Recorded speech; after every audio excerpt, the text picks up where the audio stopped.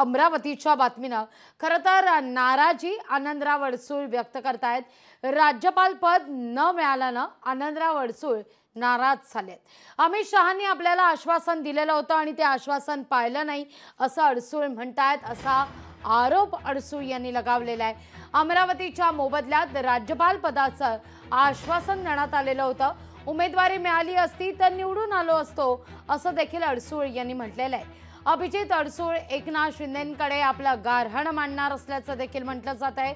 अमरावती मतदारसंघाच्या मोबदल्यात राज्यपाल पदाचं आपल्याला आश्वासन होतं असं सांगण्यात येत आहे। या सगळ्या संदर्भात अभिजित अडसूळ यांच्याशी संवाद साधलाय आमचे प्रतिनिधी भूषण शिंदे यांनी।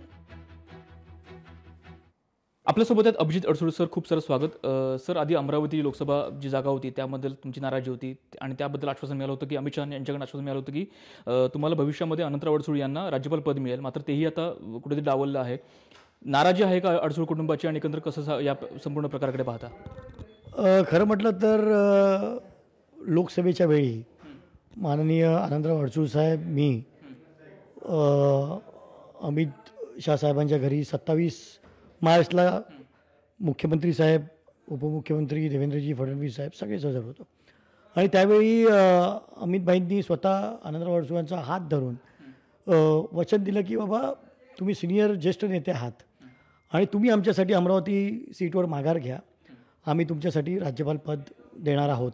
वडिलांनी तीच खंत व्यक्त केली, अरे तुझं एक साधं ज्या ठिकाणी तू बलिदान दिलं, ज्या ठिकाणी आज ते प्रवीण दरेकर त्या ठिकाणी मुंबई बँकेचे अध्यक्ष तुझ्यामुळे होऊ शकले, त्या ठिकाणी जर आपला शब्द पाळला जात नाही तर तुला वाटतं का राज्यपालाचा? आपण जर पाहिलं तर लोकसभेला तिकीट देखील मागासवर्गीयांना त्या ठिकाणी खरा मागासवर्गीय डावलून खोट्या मागासवर्गीयाला त्या ठिकाणी तिकीट दिलं गेलं, कशा पद्धतीने सुप्रीम कोर्टाचा निकाल लावला गेला, या सगळ्या गोष्टी जर पाहिल्या तर कुठेतरी नक्कीच खंत आणि अन्याय झाल्यासारख्या कुठेतरी मनामध्ये भावना निर्माण होतात। एका ठिकाणी माननीय एकनाथजी शिंदे साहेब आमच्यावर मुलापार सारखं प्रेम करतात, जीवापाड प्रेम करतात, संपूर्ण म्हणजे प्रत्येक शिवसैनिकासाठी धावून जातात आणि या ठिकाणी युतीमध्ये अशा पद्धतीने आमची गळचेपी होते, कुठेतरी याची खंत वाटते। कॅमेरा विनोद नाईकसह भूषण शिंदे, लोकशाही मराठी। लोकशाही मराठी, ऐका, पहा, जागरूक रहा।